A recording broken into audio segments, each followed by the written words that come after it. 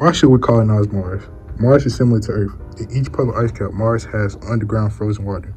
Evidence shows that in the past, water has flooded the surface in liquid form. There are signs of erosions on the slopes of volcano craters, and the geological feature that resembles those of Earth shows us that Mars was once full of water and was hospitable.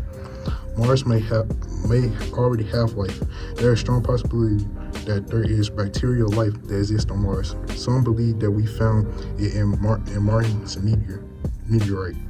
We don't know for sure, but we will once we send astronauts to the planet. Mars has economic value. It is worth a lot of money. There's around 144 trillion square meters of surface area, which is roughly the same size as Earth. This is all available for development. Mars also has a lot of iron that we can harvest. What's wrong with Earth? The Earth is facing climate change. Our species emit greenhouse gases. Greenhouse gases are good. They make the Earth habitable, but we emit far too much carbon dioxide and methane. This causes the weather to change sporadically, which makes growing crops and living in some places extremely difficult. This is also causing the ice caps to melt, which can cause flooding and huge snowstorms. Our population is growing fast. In the last 21 years, we have grown our population by 1.9 billion people. The more we populate the Earth, the more problems we create. The more we populate, the harder it is to feed yourself and your family. Crops will start to run dry, farms will start to carry more livestock, creating more methane that is released into the atmosphere.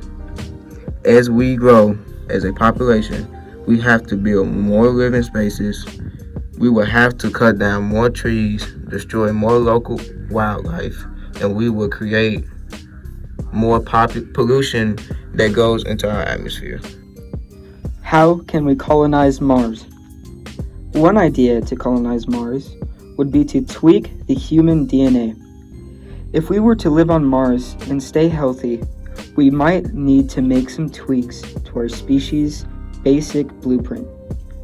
Genetic engineering and other advanced technologies may need to come into play if people want to live and thrive on Mars.